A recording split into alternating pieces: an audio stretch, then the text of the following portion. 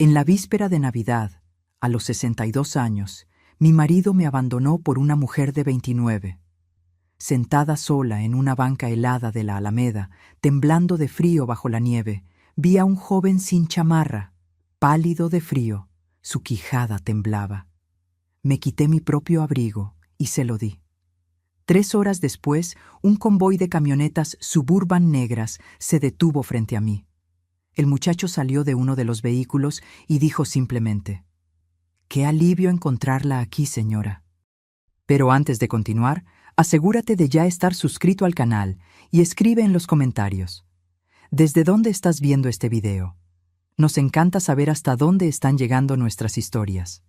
Mi nombre es Sofía, tengo 62 años y pensé que conocía todas las formas de dolor que una mujer podía sentir. Perdí a mi madre joven. Crié a 3 hijos prácticamente sola mientras trabajaba doble turno como secretaria, y sobreviví a 2 cirugías serias en los últimos 5 años. Pero nada, absolutamente nada, me preparó para escuchar las palabras que Ricardo me dijo la noche del 24 de diciembre de 2024. Eran las 7 de la noche cuando él entró por la puerta de nuestra casa. Yo estaba en la cocina finalizando la cena navideña, esa que preparaba desde hacía 40 años seguidos. El olor a pavo horneado y romeritos perfumaba toda la casa en Guadalajara. La mesa ya estaba puesta con el mantel rojo que heredé de mi abuela, las velas blancas encendidas, los platos de talavera que guardábamos para ocasiones especiales. Ricardo se detuvo en la puerta de la cocina, aún con el abrigo beige de lana puesto, sin quitarse los zapatos como siempre hacía. Aquello debió haber sido mi primera señal de que algo andaba mal. 40 años de matrimonio te enseñan los pequeños rituales, las rutinas que definen una vida compartida. «Sofía, necesitamos hablar», dijo, y su voz sonó distante, como si estuviera hablando detrás de un vidrio grueso. Me sequé las manos en el delantal bordado, ese que mi hija mayor me dio en el Día de las Madres. «Claro, mi vida. Siéntate allí, voy a servirte un cafecito. Debes estar cansado del tráfico». «No quiero café». Se pasó la mano por sus cabellos canosos, un gesto que hacía cuando estaba nervioso. «Quiero que escuches lo que tengo que decir». Algo en su tono hizo que mi estómago se revolviera. Me apoyé en la encimera de la tarja, sintiendo mis piernas débiles. A los 62 años, mi cuerpo ya no era el mismo de antes. Mis articulaciones me dolían con el frío, mi presión arterial vivía desregulada y tenía esa sensación constante de cansancio que viene con la edad. «Ya no puedo seguir fingiendo», Ricardo continuó, mirando hacia el suelo de cerámica que habíamos puesto juntos hace 10 años. «No soy feliz desde hace mucho tiempo, Sofía. Muchísimo tiempo». Sentí como si el suelo se estuviera abriendo bajo mis pies. «¿De qué estás hablando? Estamos bien. Llevamos 40 años juntos, Ricardo. 40 años. Justamente por eso». Finalmente me miró a los ojos, y lo que vi allí me partió a la mitad. No era rabia, no era desprecio, era indiferencia, pura y simple indiferencia. 40 años haciendo lo mismo, teniendo las mismas conversaciones, viviendo la misma rutina. Me siento atrapado, Sofía. Me siento viejo. «Somos viejos», dije, mi voz saliendo más aguda de lo normal. «Tenemos más de 60 años, Ricardo. Es natural que las cosas sean así. Pero yo no quiero sentirme así». Se quitó el abrigo con movimientos bruscos y lo arrojó sobre una silla. «Conocí a alguien. Alguien que me hace sentir joven de nuevo, que me hace querer despertar por la mañana». Las palabras salieron de su boca como balas, cada una acertando un punto vital. «Conociste a alguien», repetí mecánicamente. Mi cerebro se rehusaba a procesar el significado completo de aquellas palabras. «Se llama Jimena. Trabaja en el restaurante donde almuerzo cerca de la oficina. Tiene 29 años y...» Hizo una pausa, como si buscara las palabras correctas. «Ella me ve de una forma que tú no me has visto en años». 29 años, la misma edad que mi hija menor. Sentí bilis subir por mi garganta. «¿Cuánto tiempo?», conseguí preguntar. 6 meses. 6 meses.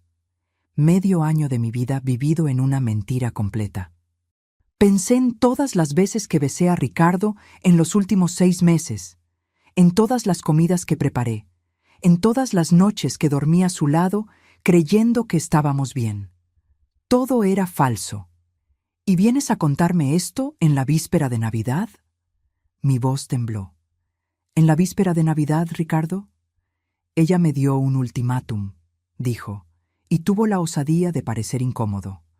Dijo que no iba a pasar otro año nuevo sola esperándome, que era hora de que yo decidiera lo que quería de verdad.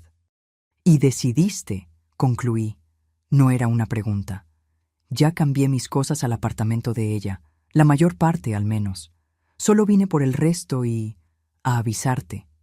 Miré a aquel hombre con quien compartí 4 décadas de mi vida. El hombre que me pidió matrimonio bajo una lluvia de verano, que estuvo a mi lado cuando nacieron nuestros hijos, que lloró conmigo cuando enterramos a nuestros padres. Y no reconocí nada de él. La casa, comencé. Se queda contigo, interrumpió rápidamente. No quiero pelear por nada, solo quiero seguir adelante. Seguir adelante. Como si 40 años pudieran ser borrados con esas 3 simples palabras. Los muchachos.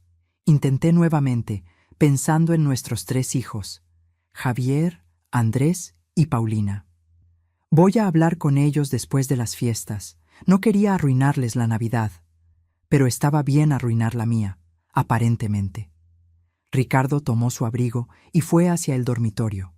Lo escuché abriendo armarios, arrastrando maletas. Sonidos que llenaban el silencio de la casa que de repente parecía enorme y vacía. Me quedé parada en la cocina, rodeada por los preparativos para una cena navideña que nunca sucedería, sintiéndome como una estatua de sal. 15 minutos después, pasó por la cocina cargando 2 maletas grandes. Sofía, lo siento mucho, de verdad. No respondí. No podía. Mi garganta estaba cerrada, mis ojos me quemaban, pero las lágrimas se rehusaban a caer. Era como si mi cuerpo estuviera en shock, incapaz de procesar la magnitud de lo que estaba sucediendo. La puerta principal se cerró con un suave clic. Y así, después de 40 años, mi matrimonio terminó. Sin gritos, sin platos rotos, sin drama. Solo un hombre saliendo por la puerta con sus maletas, dejando atrás a una mujer de 62 años y una vida entera de recuerdos. Me quedé allí parada, no sé por cuánto tiempo. El temporizador del horno pitó, asustándome. El pavo estaba listo.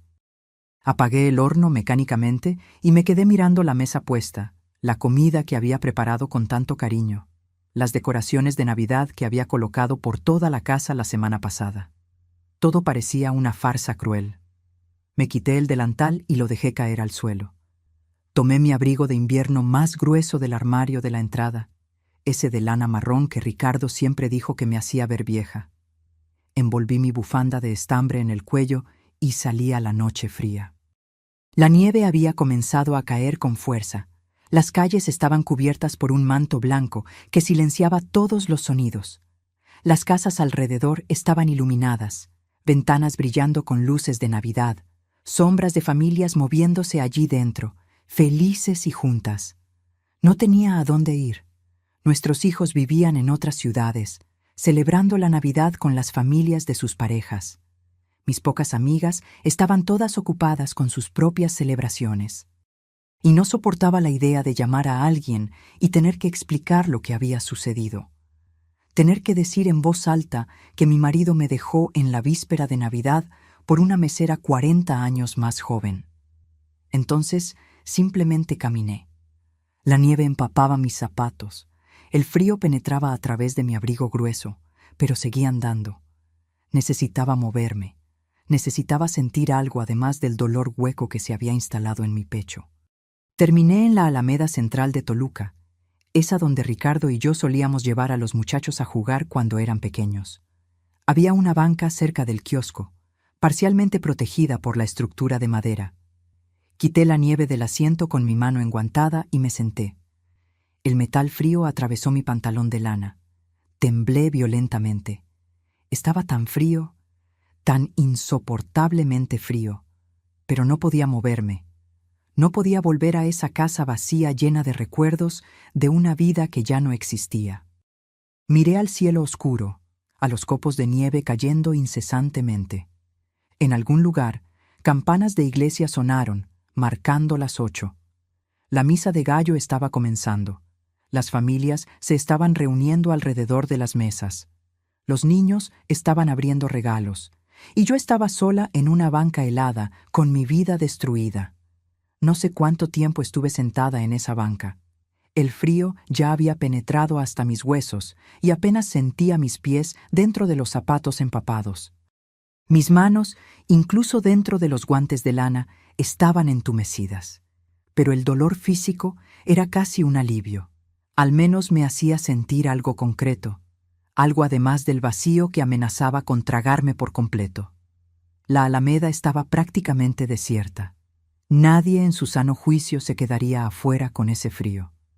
Las pocas personas que pasaban corrían apresuradas a sus casas calentitas, a sus familias, a sus vidas intactas. Nadie miraba a la mujer mayor sentada sola en la banca. Yo era invisible, como siempre lo fui. Durante 40 años me definí como esposa de Ricardo, madre de Javier, Andrés y Paulina. Mi identidad estaba entrelazada con esas personas, con esos roles que desempeñaba. Nunca me detuve a pensar en quién era Sofía, la mujer detrás de esos títulos. Y ahora, sentada en esa nieve, me di cuenta de que no tenía la menor idea. ¿Quién era yo sin Ricardo? ¿Qué me gustaba hacer, además de cocinar sus comidas favoritas y mantener la casa como él prefería? ¿Cuándo fue la última vez que elegí ver una película que yo quería, en lugar de ceder a los documentales de guerra que él amaba? ¿Cuándo fue la última vez que hice algo solo porque me daba placer? No podía recordarlo. Estaba tan perdida en esos pensamientos que casi no noté la figura que se acercaba. Fue solo cuando escuché pasos irregulares en la nieve que levanté la cabeza. Un joven venía caminando por el sendero principal de la Alameda, sus pasos lentos y cautelosos. A medida que se acercaba, pude ver mejor sus rasgos con la luz tenue de los postes. Debía tener unos 25, tal vez 30 años. Alto, delgado, con cabello oscuro y barba sin afeitar. Usaba jeans viejos y una camisa de manga larga demasiado fina para ese clima. Sin chamarra, sin guantes, sin bufanda. Temblaba violentamente. Mi instinto maternal, ese que 40 años de cuidar de otros habían afilado hasta convertirse en una segunda naturaleza, se activó inmediatamente. Olvidé mi propio dolor, mi propia situación. Todo lo que veía era un joven congelándose en la nieve.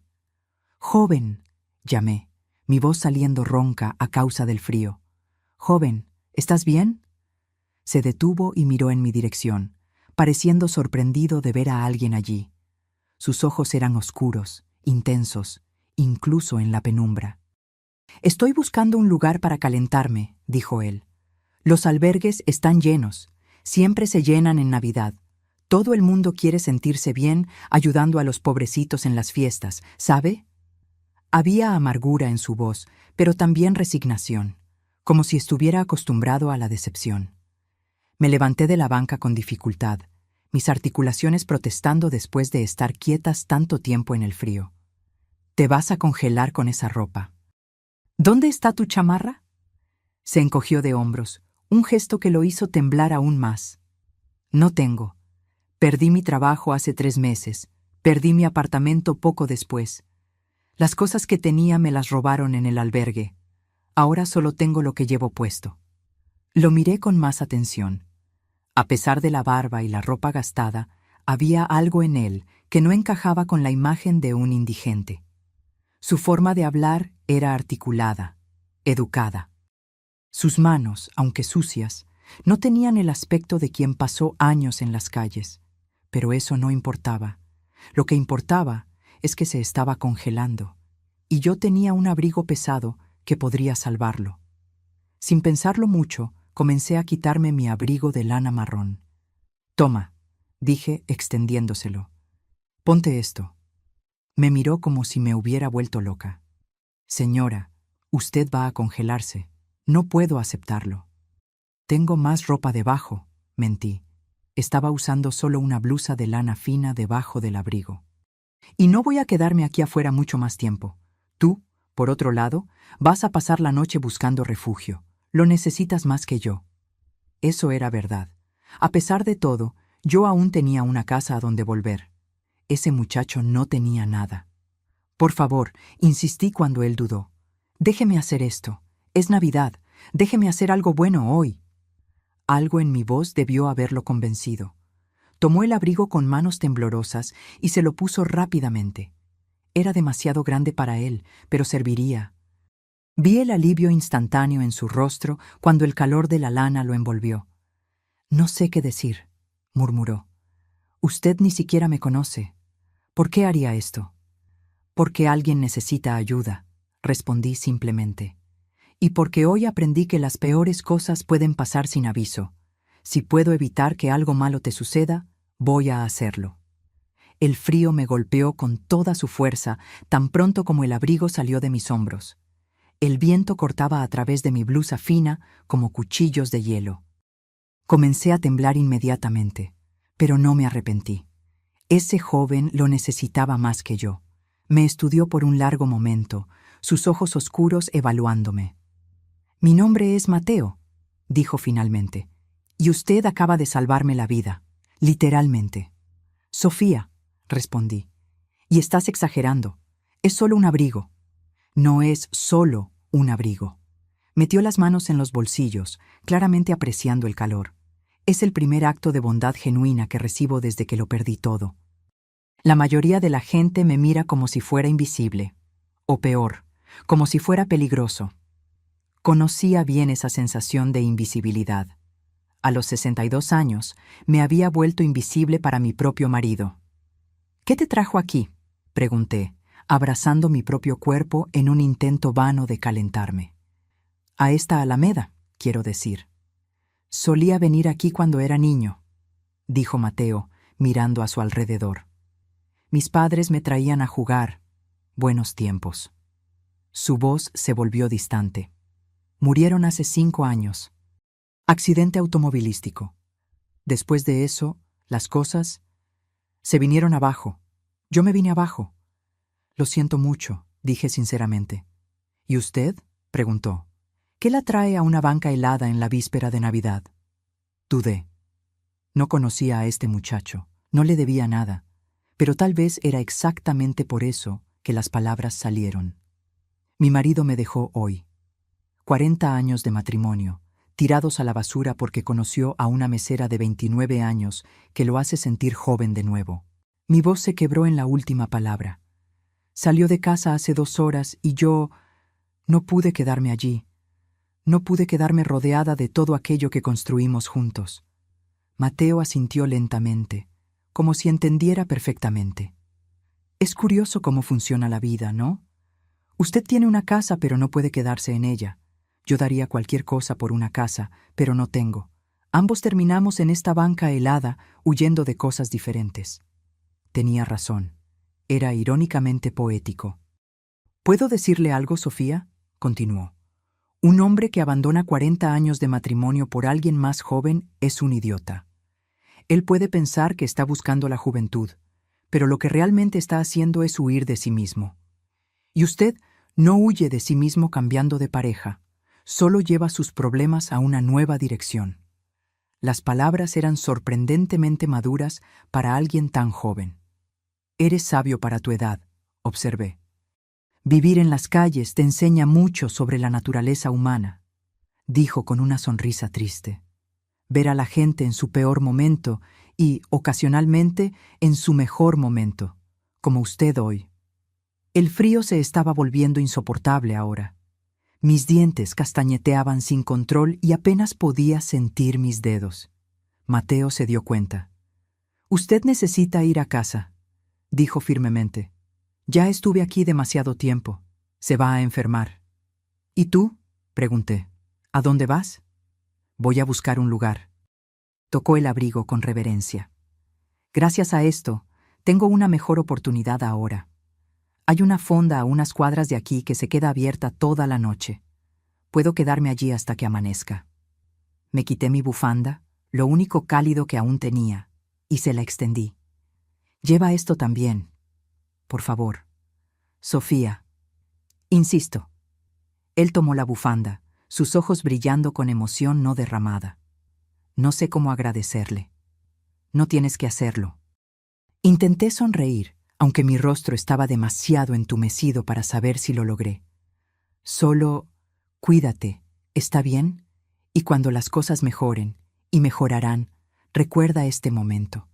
Recuerda pasarlo adelante». Mateo asintió, envolviendo la bufanda en su cuello. «Siempre voy a recordarla, Sofía. A la mujer que le dio su abrigo a un extraño en la noche más fría del año, incluso cuando ella estaba pasando por la peor noche de su vida». Dio unos pasos para alejarse. Luego se detuvo y se volteó. «¿Sofía? Ese hombre es un idiota. Espero que usted se dé cuenta. Usted es extraordinaria».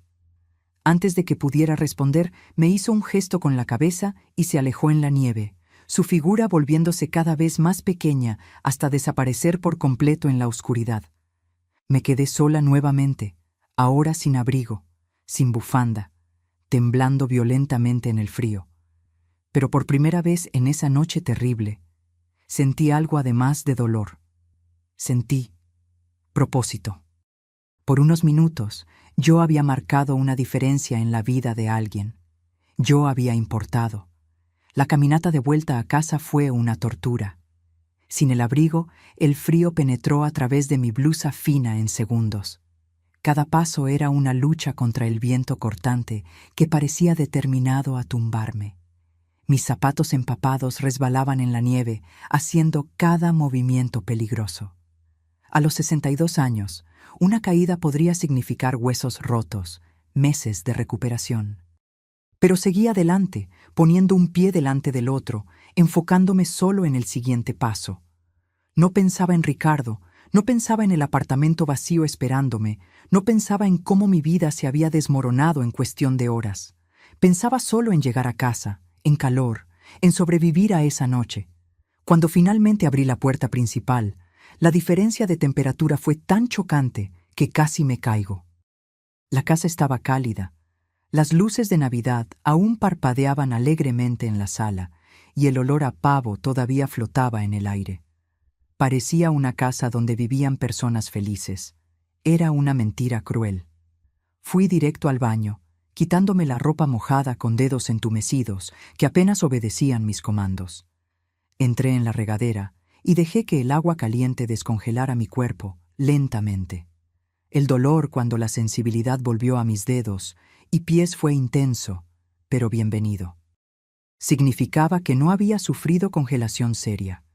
Me quedé en la regadera hasta que el agua comenzó a enfriarse. Luego me envolví en la bata más suave que tenía y fui a la cocina. La cena aún estaba allí, intacta. El pavo en la charola, los romeritos en su tazón festivo, la ensalada marchita que había preparado horas atrás, cuando aún creía que tendría una Navidad normal. Miré aquella comida por un largo momento. Representaba horas de trabajo, décadas de tradición, y todo para nada. Ricardo estaba en algún lugar con su Jimena de 29 años, probablemente comiendo algo chic en un restaurante caro, probándome que él todavía era joven y deseable. Tomé una cuchara y comí romeritos directamente del tazón, de pie en la cocina vacía. No sabía a nada. Podría haber sido aserrín y no habría notado la diferencia. Terminé tirando todo. Cada fuente, cada plato cuidadosamente preparado, todo fue a la basura. Luego desmonté la mesa, guardé el mantel de mi abuela, apagué las velas.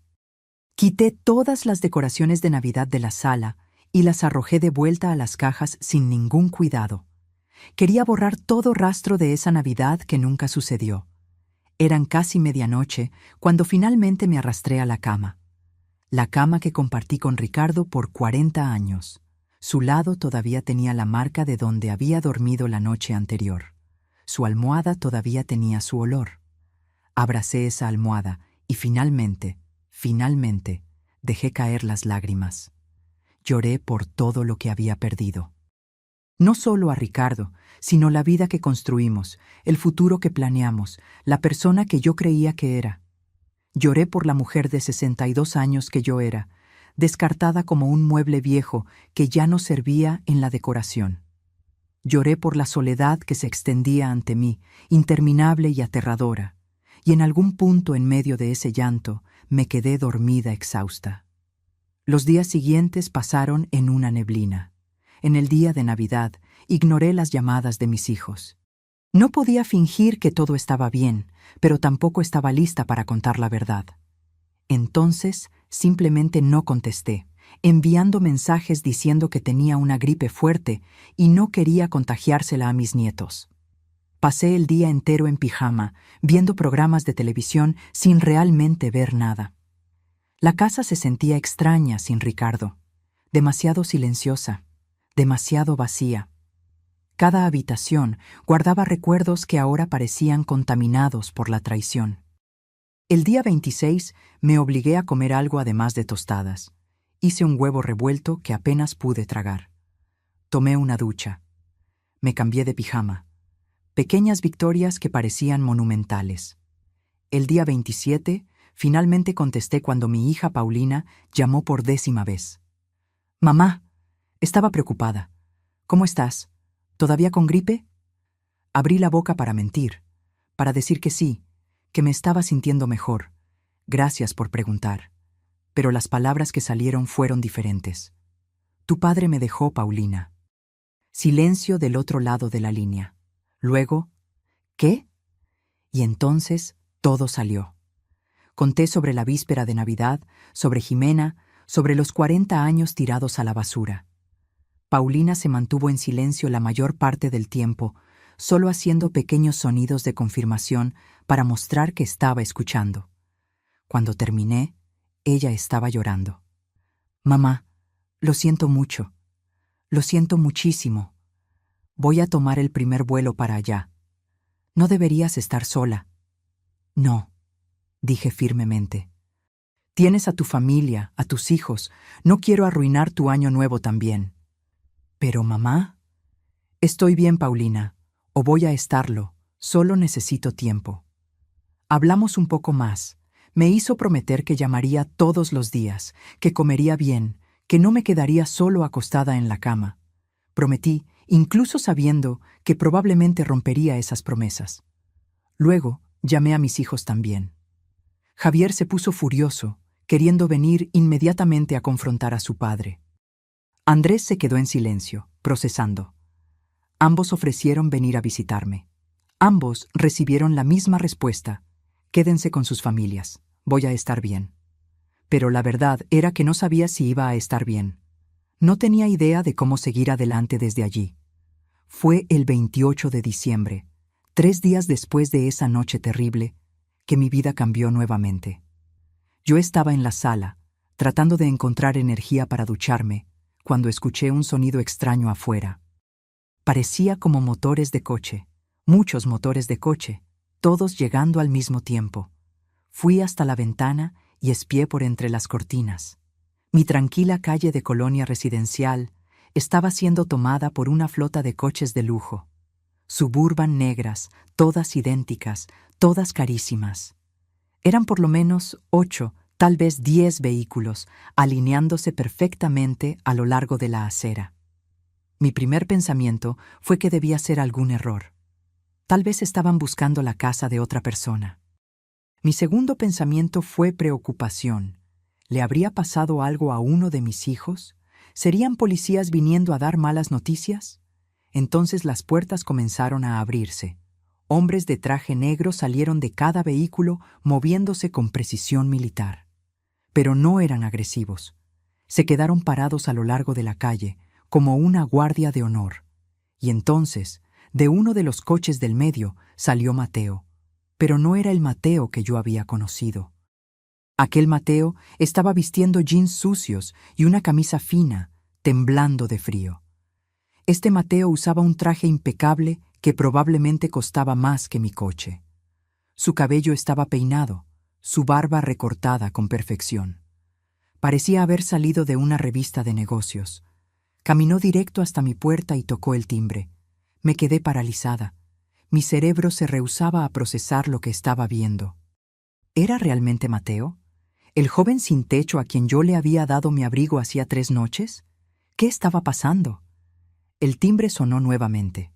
Con manos temblorosas, fui hasta la puerta y la abrí un poco. «Sofía», dijo Mateo, y su sonrisa era cálida, genuina. «Qué alivio encontrarla aquí». «¿Mateo?» Mi voz salió débil, incrédula.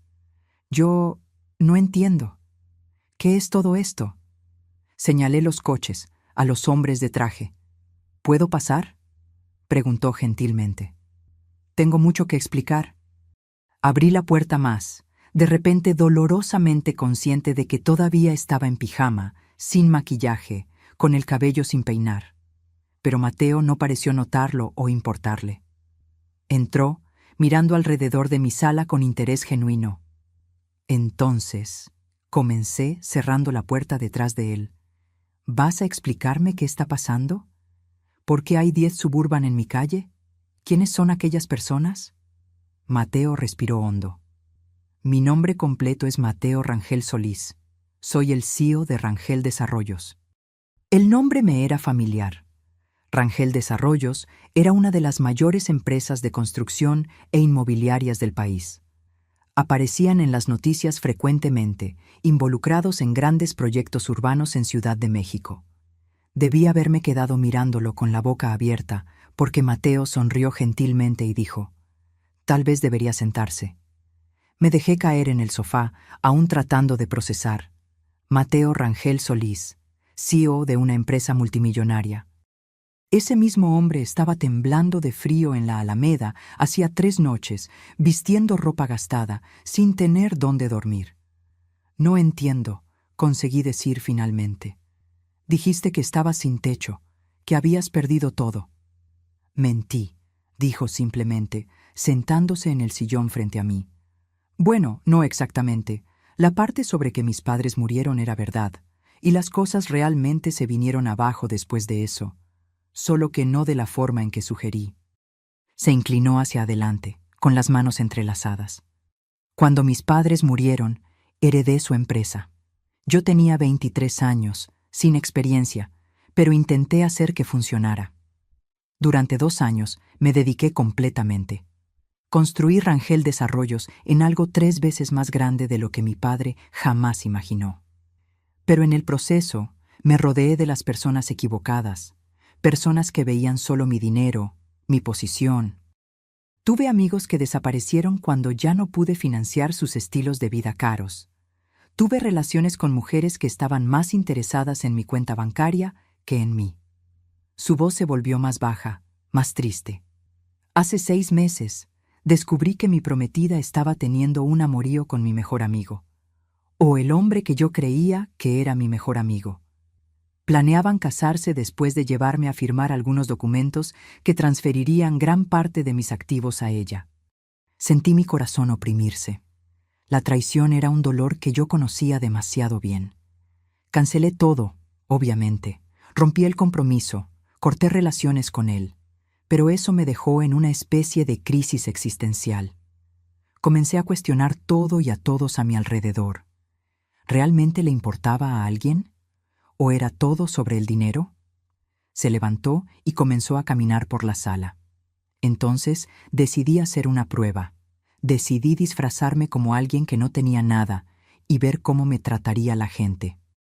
Pasé los últimos 3 meses haciendo esto periódicamente, vistiéndome con ropa vieja, caminando por diferentes partes de la ciudad, observando cómo reacciona la gente a alguien que creen que no tiene nada que ofrecer. «¿Y qué descubriste?», pregunté, ya imaginando la respuesta. «Que la mayoría de la gente no te ve si no puedes hacer nada por ellos. Pasé por cientos de personas y la gran mayoría me ignoró por completo. Algunos fueron activamente crueles. Algunos arrojaron monedas como si yo fuera un mendigo, sin siquiera mirar mi rostro. Se detuvo y me miró directamente. «Pero usted fue diferente, Sofía. Usted estaba claramente pasando por el peor momento de su vida. Cualquiera habría entendido si simplemente hubiera seguido adelante, enfocada en su propio dolor. Pero usted vio a alguien en necesidad e inmediatamente actuó para ayudar. Solo eran un abrigo y una bufanda, murmuré. No eran solo nada, dijo Mateo firmemente. Usted se quitó literalmente la ropa de encima para dársela a un extraño, sin hacer preguntas, sin juzgar, sin esperar nada a cambio. Usted se estaba congelando, pero se preocupó más por mi bienestar que por el suyo. Metió la mano en el bolsillo interior del saco y sacó mi abrigo marrón, limpio, planchado y luciendo nuevo. Lo mandé a restaurar, dijo, extendiéndomelo. Pero Sofía, no vine aquí solo para devolverle su abrigo. Vine a hacerle una propuesta. Tomé el abrigo, sintiendo el tejido familiar entre mis dedos. Estaba confundida, emocionada y completamente perdida sobre a dónde iba esta conversación. ¿Qué tipo de propuesta? Mateo volvió a sentarse, su postura volviéndose más formal, más profesional. Rangel Desarrollos tiene un brazo filantrópico, el Instituto Rangel. Donamos cerca de 80 millones de pesos al año a varias causas: construcción de viviendas populares, programas educativos, centros comunitarios. Actualmente, el instituto es administrado por personas con formación en administración y finanzas. Son competentes, pero desconectados. Miran hojas de cálculo e informes, pero nunca realmente han visto la realidad de las personas que estamos tratando de ayudar. Me miró con intensidad. Necesito a alguien que entienda lo que es realmente necesitar ayuda. Alguien que tenga compasión genuina. Alguien que vea personas, no números. Y en los últimos 3 meses de hacer este experimento, usted es la primera persona que demostró el tipo de carácter que busco. Mi corazón estaba acelerado. ¿Qué está proponiendo exactamente? Quiero que trabaje como directora de Relaciones Comunitarias del Instituto Rangel. Sería su responsabilidad garantizar que nuestros programas realmente satisfagan las necesidades de las comunidades. Usted visitaría proyectos, hablaría con beneficiarios, nos ayudaría a entender dónde podemos marcar una diferencia real. Citó un salario que me hizo parpadear con incredulidad. Era más de lo que Ricardo y yo ganábamos juntos en nuestros mejores años. Mateo, yo no tengo experiencia en esa área. Fui secretaria toda la vida. ¿Cómo puedo gestionar programas de millones de pesos? Usted aprendería. Y no estaría sola. Tenemos un equipo entero de profesionales que se encargan de los aspectos técnicos. Lo que necesitamos es a alguien con corazón, con empatía real. Eso no se enseña en ninguna universidad. Miré mis manos, las arrugas que marcaban cada año de mis 62 años. ¿Por qué yo, Mateo? Debió haber encontrado a otras personas buenas durante sus pruebas. Encontré personas que arrojaron monedas, personas que dijeron buena suerte y siguieron adelante. Una mujer me compró un sándwich. Fueron gestos amables, sí, pero nada que realmente les costara algo a ellas. Se inclinó nuevamente hacia adelante. Usted me dio algo que le costó a usted. Usted se estaba congelando, pero se preocupó más por mí. Eso no es solo bondad, Sofía. Eso es sacrificio. Y es exactamente el tipo de persona que quiero liderando nuestros esfuerzos filantrópicos. No sé, dudé. Es mucha responsabilidad. ¿Y si fracaso? Entonces, ajustaremos el curso e intentaremos de nuevo. Pero Sofía, ¿puedo decirle algo? Aquella noche, usted me dijo que su marido la dejó por alguien más joven, que la hizo sentir desechada, sin valor. Asentí, sintiendo el dolor familiar oprimir mi pecho. Ese hombre era un idiota ciego, dijo Mateo con convicción, porque mirándola ahora, veo a alguien con décadas de sabiduría, de compasión, de fuerza. Veo a alguien que elige ayudar incluso cuando está sufriendo. Eso es extraordinario, Sofía. Usted es extraordinaria. Lágrimas comenzaron a correr por mi rostro. Había pasado tanto tiempo desde que nadie me veía de esa forma. Había pasado tanto tiempo que yo no me veía de esa forma. No tiene que decidir ahora. Mateo continuó gentilmente. Piense en ello, pero Sofía, Incluso si dice no, quiero que sepa que aquella noche cambió algo en mí. Usted me demostró que todavía existe bondad genuina en el mundo, que todavía hay personas que hacen lo correcto simplemente porque es lo correcto. Limpié las lágrimas con el dorso de la mano. ¿Puedo preguntar una cosa? Cualquier cosa. ¿Por qué seguía haciendo esa prueba? Ya había descubierto que la mayoría de la gente es egoísta. ¿Qué seguía buscando? Mateo se quedó en silencio por un momento, mirando por la ventana. Cuando habló, su voz estaba cargada de emoción.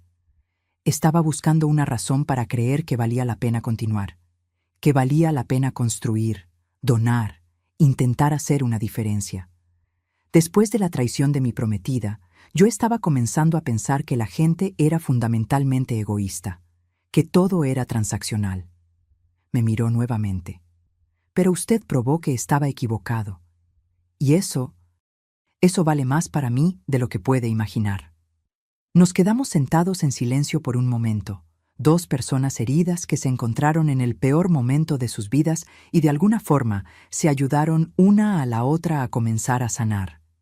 ¿Cuánto tiempo tengo para pensar?, pregunté finalmente. El tiempo que necesite, pero Sofía sacó una tarjeta de presentación de su bolsillo y la puso en la mesa de centro. Espero sinceramente que diga sí. Creo que podríamos hacer un trabajo increíble juntos. Se levantó para irse. Hice lo mismo, acompañándolo hasta la puerta. En la puerta se detuvo y se volteó. Ese abrigo me salvó esa noche, no físicamente. Tengo choferes y guardias de seguridad que me habrían buscado si llamaba, pero usted me salvó de una forma diferente. Me salvó de perder la fe en la gente. Gracias por eso, Sofía. Y por favor, piense en mi propuesta. El mundo necesita a más personas como usted, en posiciones donde pueden hacer una diferencia. Después de que él salió y las Suburban desaparecieron por la calle, me quedé parada en la puerta por mucho tiempo, sosteniendo la tarjeta de presentación y mi abrigo restaurado. Mi vida había sido destruida hacía solo 3 días. Me sentía vieja, desechada, sin propósito. Y ahora, de repente, alguien me estaba diciendo que yo era extraordinaria, que yo tenía valor, que podría marcar una diferencia en el mundo. Era aterrador, era emocionante, era completamente inesperado. Pasé los 3 días siguientes en una montaña rusa emocional. Una hora estaba convencida de que debía aceptar la propuesta de Mateo. A la siguiente hora estaba segura de que sería un desastre completo. A los 62 años, sin experiencia, ¿qué sabía yo sobre gestionar programas filantrópicos de millones de pesos? Pero entonces pensaba en cómo me sentía aquella noche en la Alameda.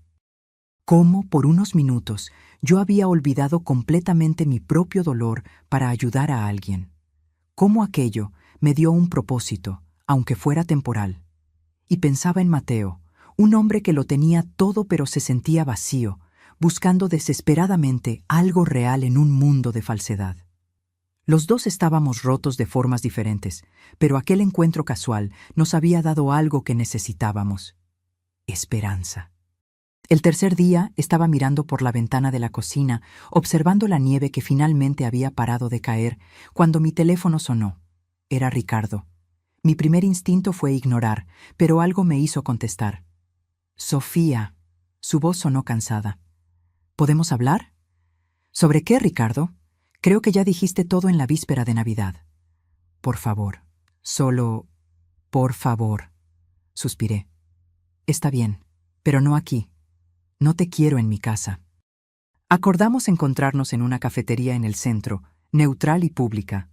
Cuando llegué allí 1 hora después, él ya estaba esperando con 2 tazas de café en la mesa. Ricardo se veía fatal.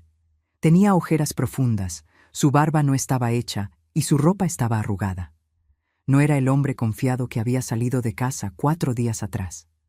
Gracias por venir, dijo cuando me senté. No estaba seguro de si vendrías. Casi no venía, respondí honestamente. ¿Qué quieres, Ricardo? Revolvió su café, evitando mi mirada.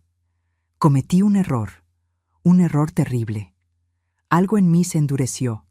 ¿En serio? ¿Cuándo exactamente te diste cuenta de eso? ¿Cuando Jimena comenzó a pedir cosas demasiado caras? ¿Cuando te diste cuenta de que una chica de 29 años no tiene nada en común con un hombre de 65?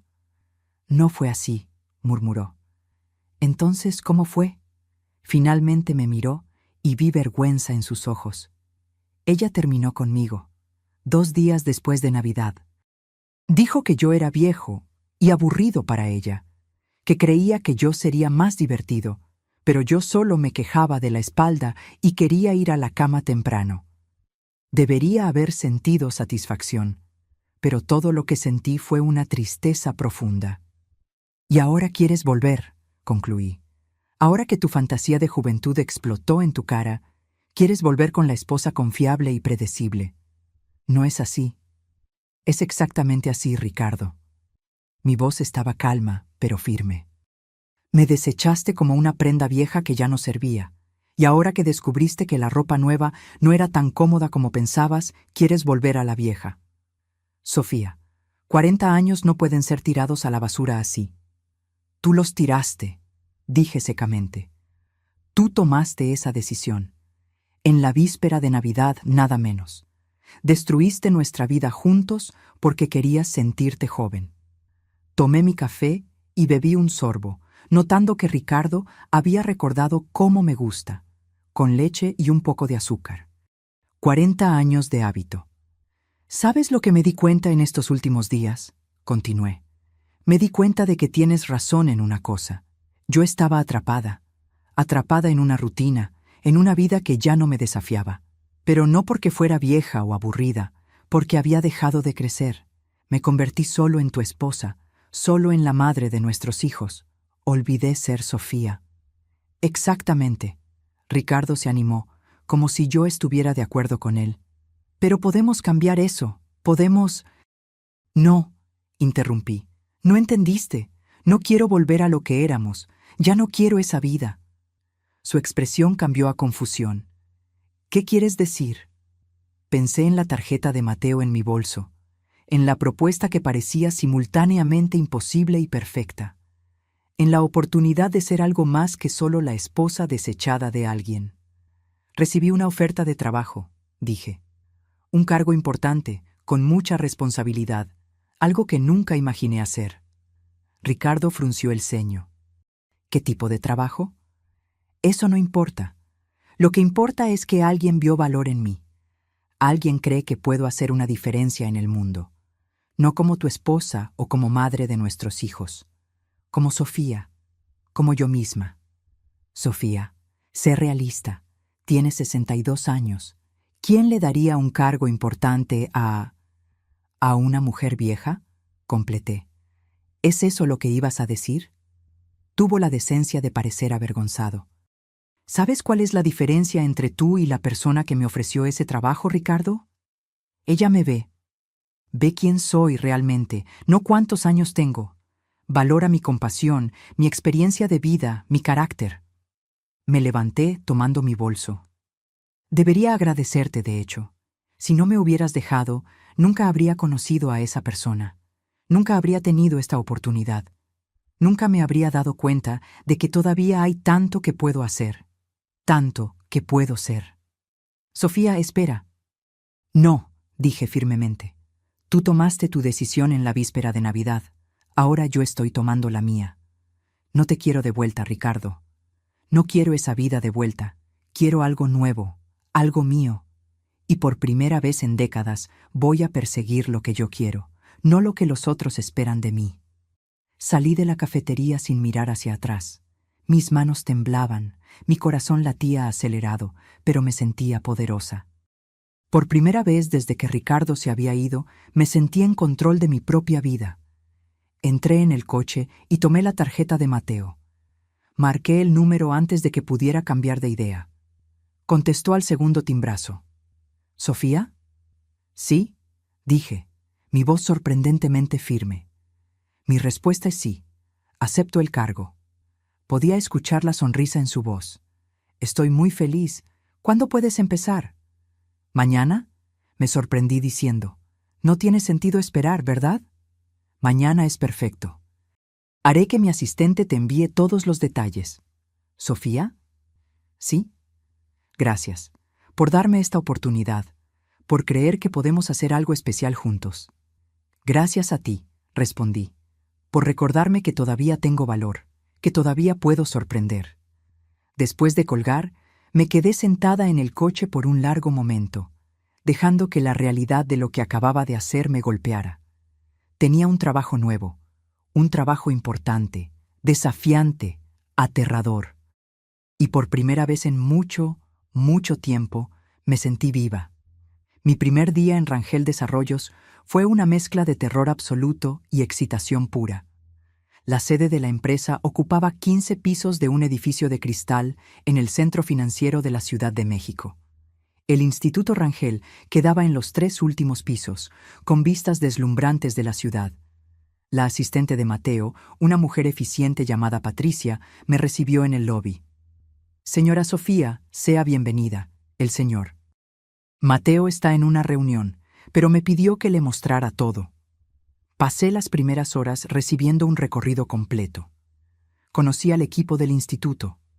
10 personas dedicadas que gestionaban todo, desde la aprobación de proyectos hasta el monitoreo de resultados. Todos fueron educados, pero pude percibir el escepticismo en sus ojos.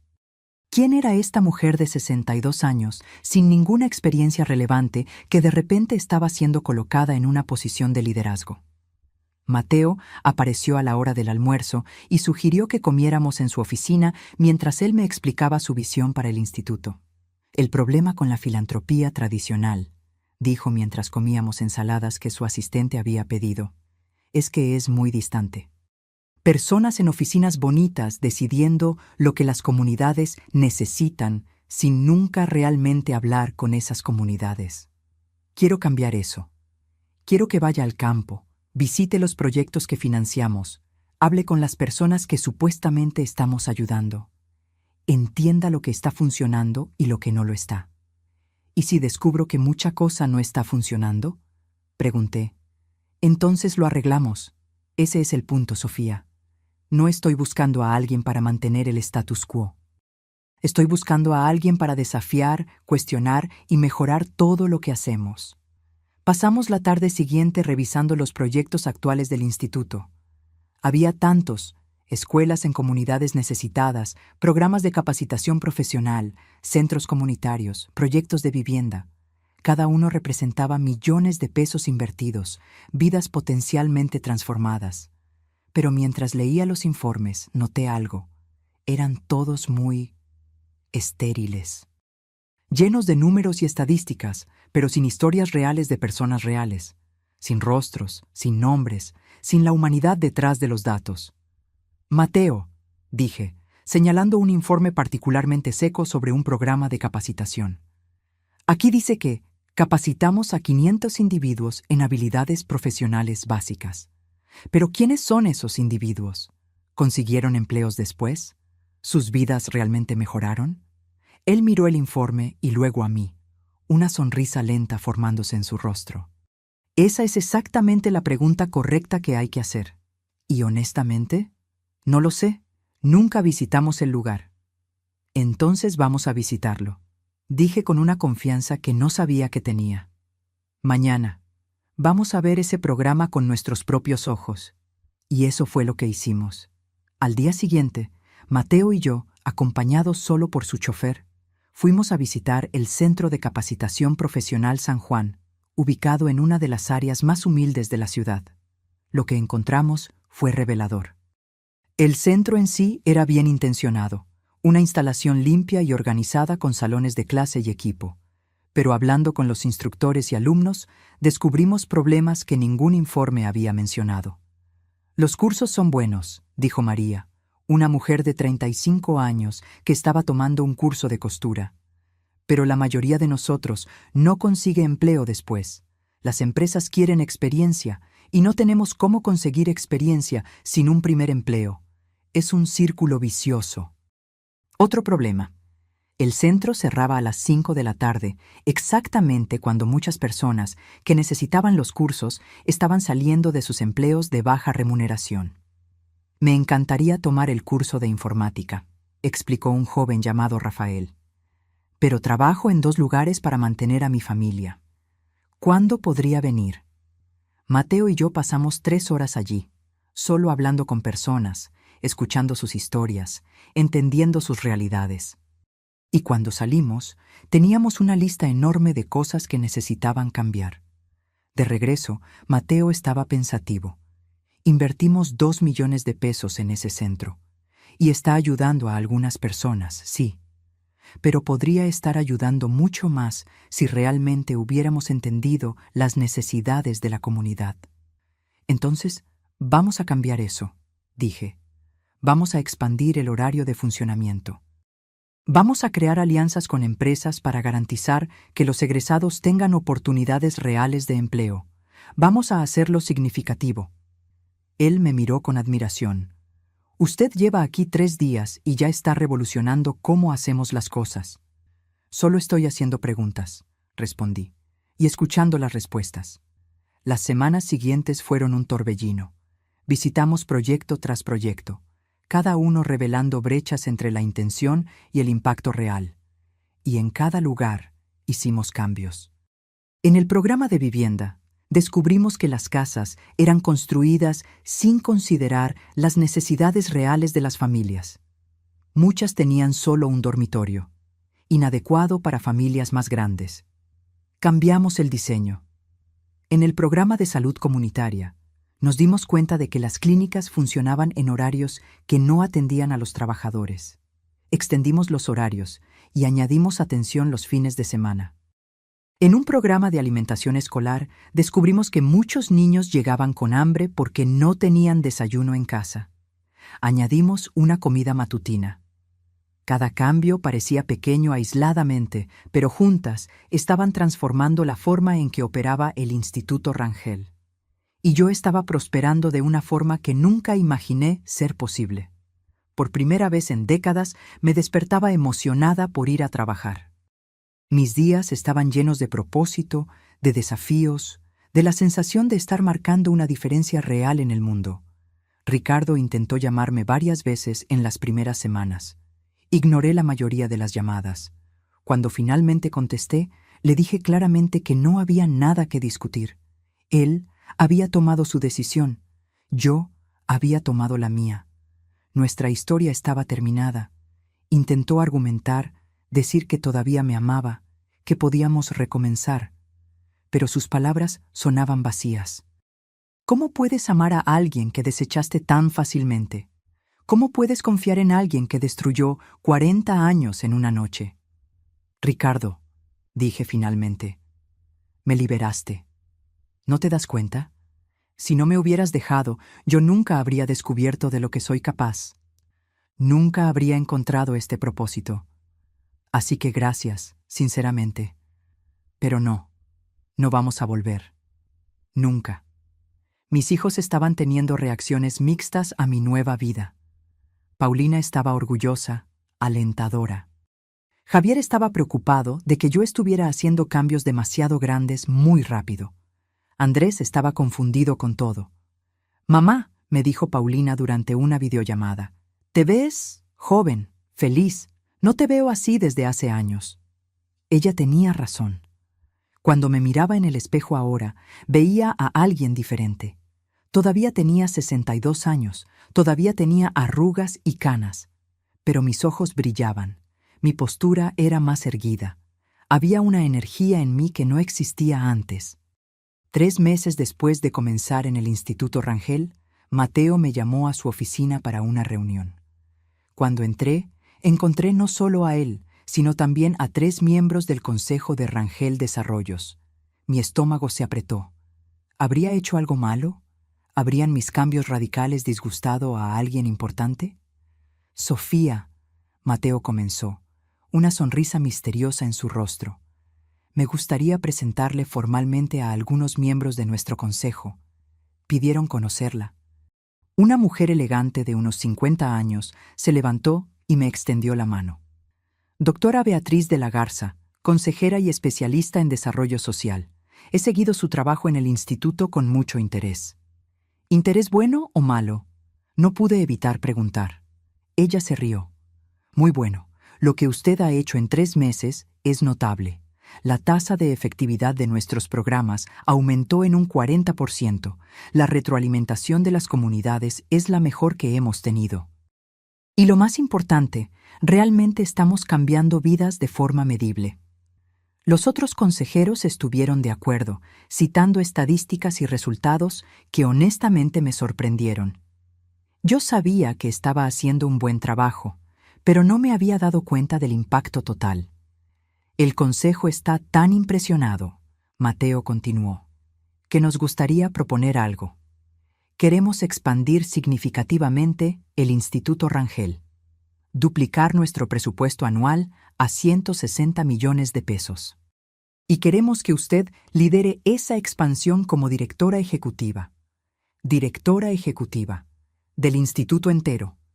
No solo relaciones comunitarias, sino todo. Pero Mateo, comencé. Seguirá siendo mi proyecto, dijo él. Pero usted ha demostrado una visión y una capacidad de ejecución que superan con creces lo que yo podría hacer solo. Sofía, usted ha transformado no solo el instituto, sino la forma en que toda la empresa piensa sobre responsabilidad social. Miré a aquellas personas exitosas, poderosas, ofreciéndome una responsabilidad enorme. 6 meses atrás, yo era solo la esposa desechada de Ricardo. Ahora me estaban ofreciendo el liderazgo de uno de los mayores institutos filantrópicos del país. Necesito un momento, dije levantándome. Con permiso. Fui al baño y me apoyé en la tarja, mirando mi reflejo. Manos temblorosas, corazón acelerado. ¿Era miedo? ¿Era excitación? ¿Ambos? Pensé en la Sofía de 6 meses atrás, sentada en aquella banca helada, sintiendo que su vida había terminado. Si pudiera hablar con ella ahora, ¿qué le diría? Le diría que el final de algo puede ser el comienzo de algo aún mejor. Que 62 años no es el final, es solo otro capítulo. Que eres capaz de mucho más de lo que jamás imaginaste. Volví a la sala de reuniones y encontré a todos esperando ansiosamente. Sí, dije simplemente. Acepto. La sala estalló en sonrisas y apretones de manos. Mateo me abrazó rápidamente, susurrando, sabía que diría que sí.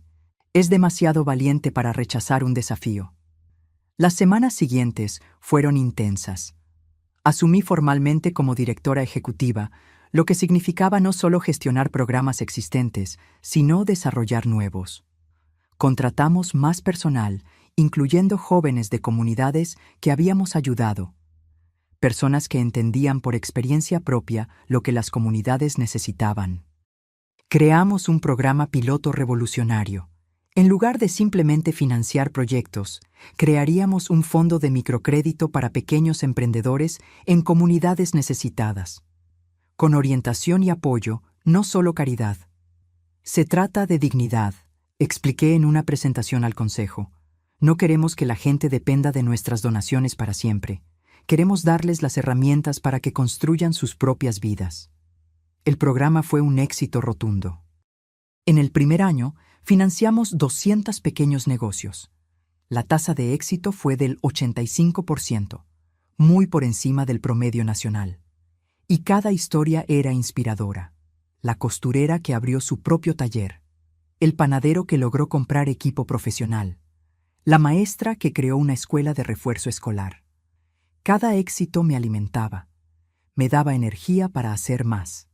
Fue durante el lanzamiento de nuestra 5ª unidad del centro comunitario que sucedió algo inesperado.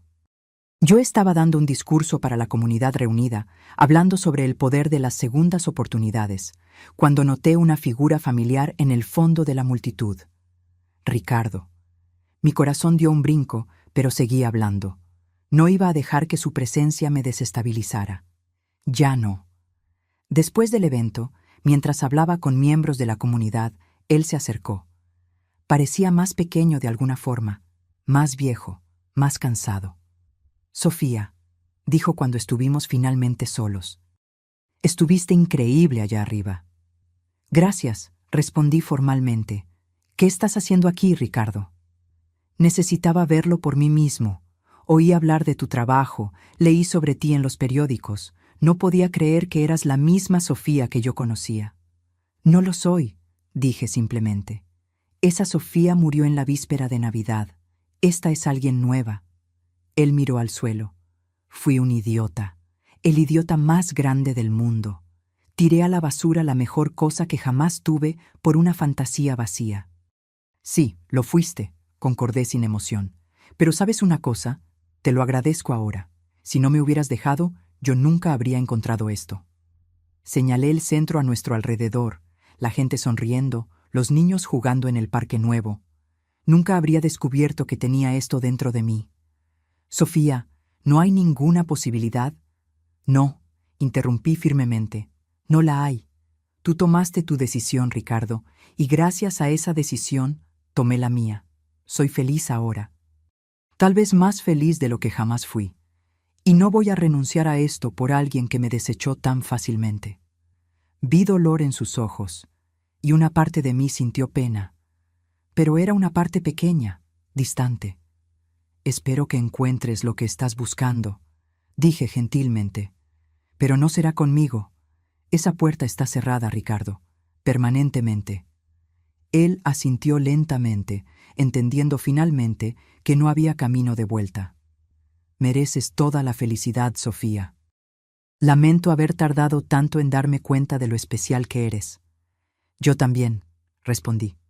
Pero al menos me di cuenta eventualmente. Eso es lo que importa. Mateo apareció a mi lado tan pronto como Ricardo se fue. ¿Todo bien?, preguntó bajito. Más que bien, respondí con una sonrisa. Ese era mi pasado. Esto de aquí. Señalé todo a nuestro alrededor. Es mi presente y mi futuro. Un año después de aquella víspera de Navidad fatídica, yo estaba de pie en otro evento, muy diferente.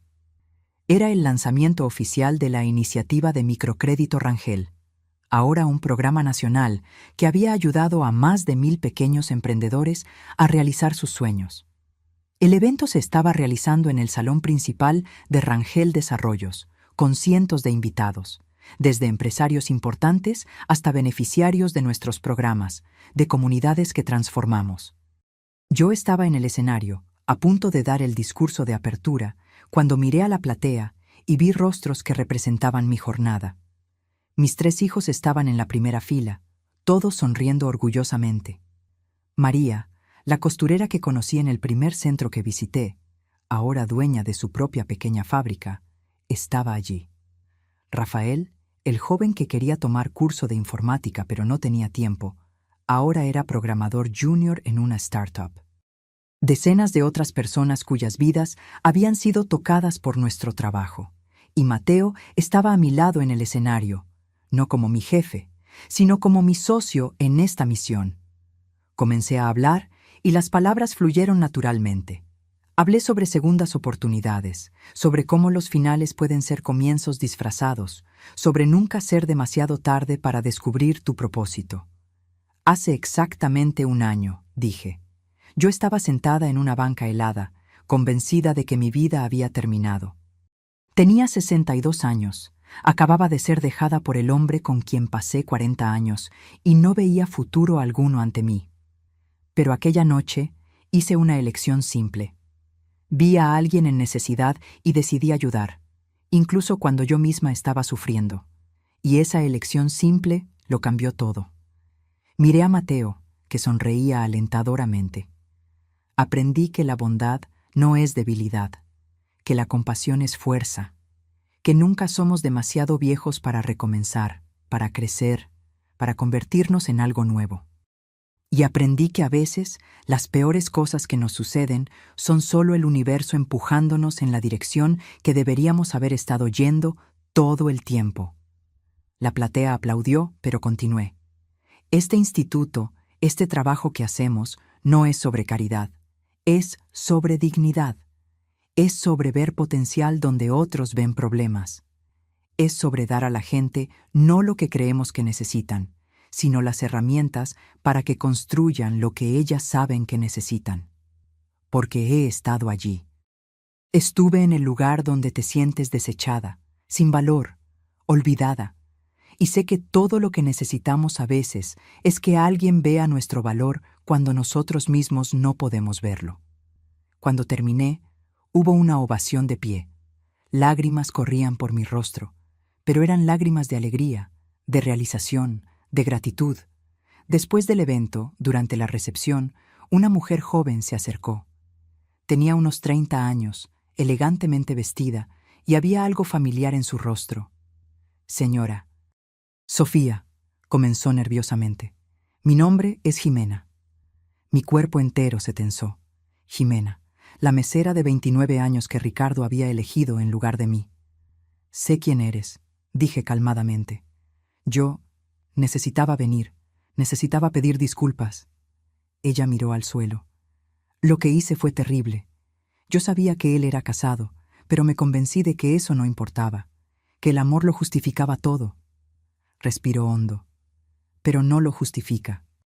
Y después de que terminé con él, me di cuenta de cuánto había lastimado no solo a él, sino a usted. Una mujer que nunca me hizo nada malo. La miré.